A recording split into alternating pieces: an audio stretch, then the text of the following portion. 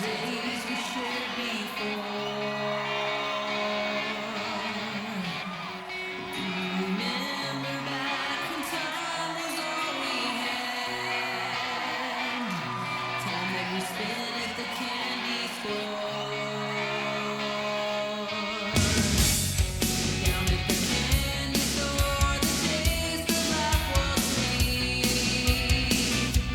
Sweeter than sugar could ever be. We didn't understand what life was all about. Just what it was like to be young and free.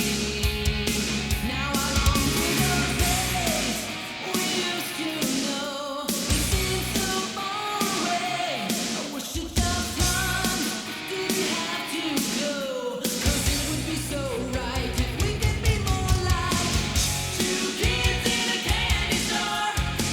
We had it all, so we wanted more. I never thought I'd be searching for the sweet taste of life. Found in the candy store. Now many years have passed, so many things have changed. Life isn't always the way it seems. If we could just throw away our complicated lives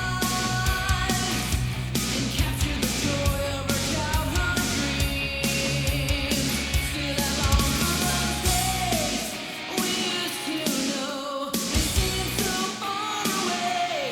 I wish that those times didn't have to go. 'Cause it would be so right if we could be more like two kids in a candy store. We had it all, so we wanted more.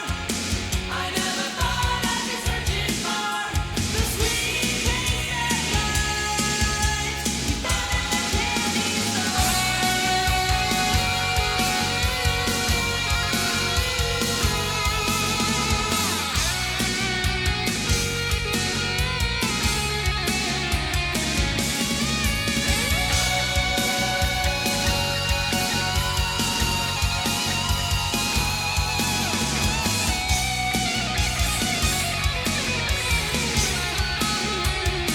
Now I long for those days we used to know. They seem so far away. I wish that those times didn't have to go.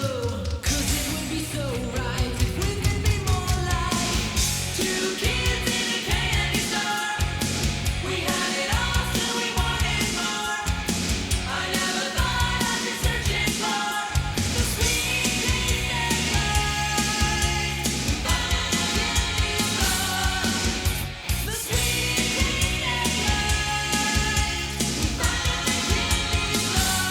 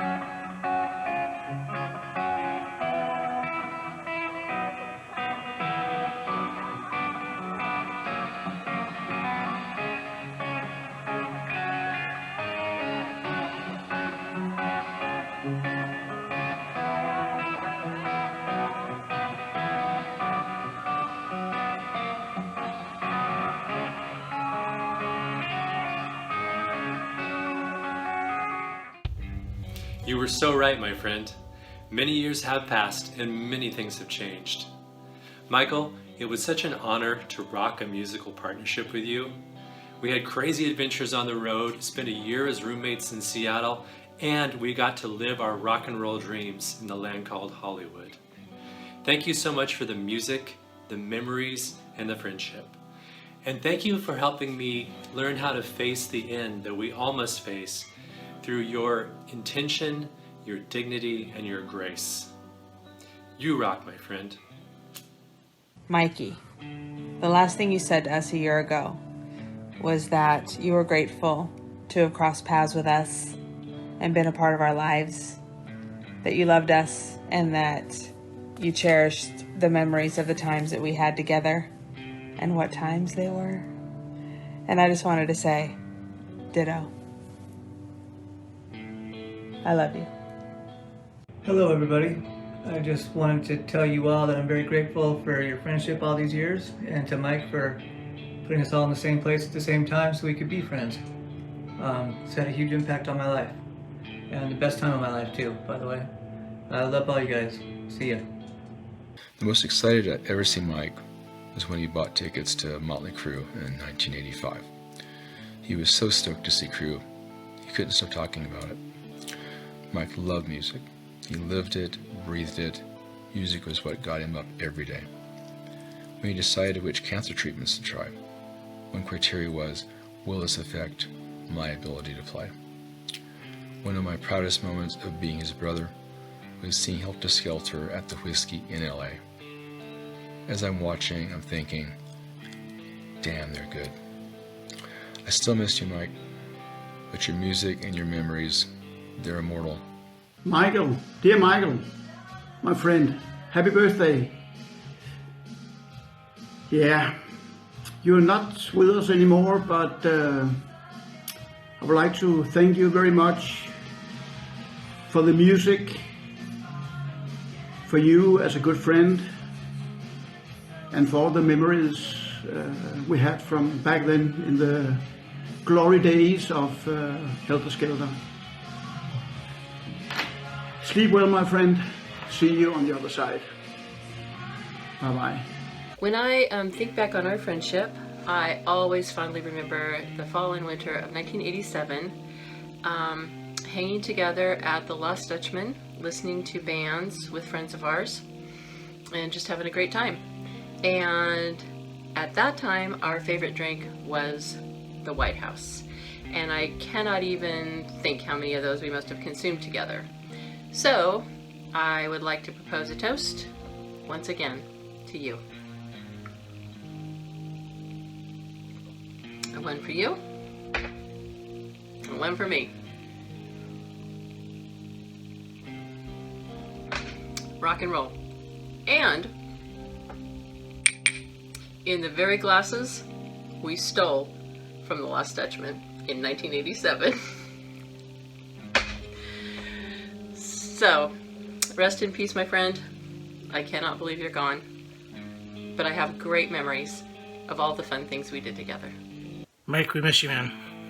Love you. I've got a lot of fond memories. Grew up together through high school, the years after. Living in California when you were the Hollywood legend. I actually got to see you play live at the Whiskey. Thank you for that. I think a group of tight-knit guys got to share something a lot of people don't, and that's a relationship that lasted a lifetime. Still getting together at a minimum every year for Boys Weekend. Boy, we had some good times. You, Mike, were always the voice of reason. I won't say you were always sober, but you were typically the most sober. Regardless, we always had fun. Miss you, man. So, Mike, this would have been your 56th birthday, and wow, it would have been strange. I wore your jersey to the 2020 Rose Bowl, and we beat Wisconsin again. You were there with me. In fact, you're with me every day. Behind me is the shrine I built with your U of O memorabilia. Anyway, just want to say thanks again for always being there for me. Thanks for putting up with me, forgiving me for my antics, and for just listening to me without any judgment for over 50 years. Thanks for making me feel better after I did something stupid by offering one of my favorite quotes from you. I'm sure it seemed like a good idea at the time. I still think of you every day. Your guitar is prominently displayed in my living room, safe and sound. One of these days, I'll learn how to play something on it, I promise. Love you, man. Miss you always. Happy birthday. Emil. Hi everybody, this is Steve Berry wishing my friend Mike a happy birthday. I'm sitting here with 5 of Mike's babies, including this beautiful 2001 Fender American Stratocaster in Sky Blue, a rare color that was only available in 2000 and 2001. Behind me, there is Mike's BC Rich Bitch serial number 20 that he played during our performance of Blue Oyster Cult's Godzilla in the 9th grade talent show in 1979. Mike, I miss you so much, brother. Happy birthday. Hey, we had some great times, growing up together, Mike and the whole crew. And some of my best memories of Mike are hanging out at his studio and, playing music in the car and dragging the gut. I remember specifically, Mike was probably the first person we knew that had the newest Def Leppard album when they first came out, On Through the Night. And those Def Leppard guys were the exact same age as us at the time, and they were probably 17 years old. And we would, drag the gut and see all of our friends, and then all of us would end up at the recording studio and probably kick back with a Schlitz malt liquor bowl and maybe some Jack Daniels and hang out. We had some great times back then, and everything with Mike was based around fun and friends and music. I got a chance one time to see Helter Skelter. Man, that was something else. We were down on the Sunset Strip. I'd never been there before. I was with Tony Slavin. We were a couple of yuppies at the time. So we go in the Roxy and we're sitting there, and all of a sudden I look over and there's Mike's folks sitting there, and his sisters, and everybody was there. It was like a whole family reunion. Anyway, we sat there, we watched Mike and the Helter Skelter band play, and Bobby running around the stage. We had a great time, and I'll just never forget all the hair. There was some of the biggest hair I've ever seen in my life, not only in the band but in the audience. Felt kind of out of place, but great to see Helter Skelter. I'm glad I did it. Had a great time. And then after the show, I went to the after party. That was fun too. Anyway, cheers. Here's to Mike. Mike, congratulations on being the only friend I've ever known to get a video tribute put up on Facebook. Good stuff. If anybody's deserving of it, it would be you, in my opinion. I'm really grateful that we had shared high school together, basically, and that, to be honest, that you provided a place for us underclassmen to come and enjoy life and have some really good times and listen to and get to be somehow part of producing some really good music. And while some of our objectives in the studio were not frivolous, they were equally unestimable. But what a great time. I think my career trajectory was influenced by you because of your enthusiasm and passion for what you did. And I kind of borrowed a lot of that looking back now. And I wanted to really get excellent at what I do, just like you became very excellent at what you do. I look back and I have nothing but gratitude that you and I got to intersect on this journey.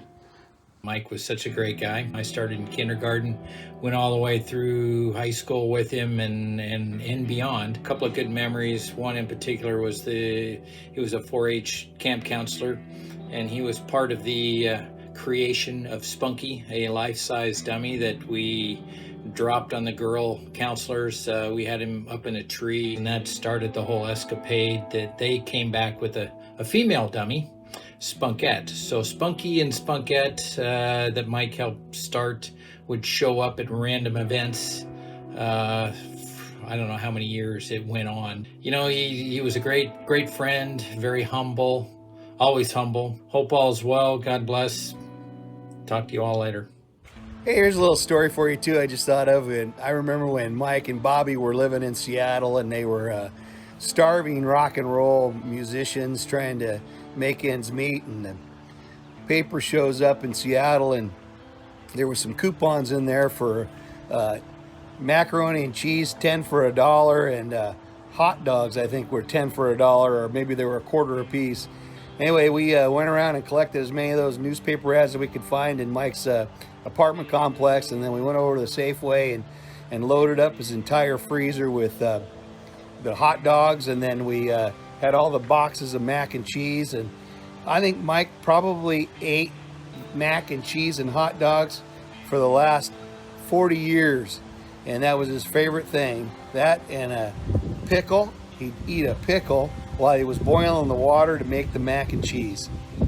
Crazy rock and roll.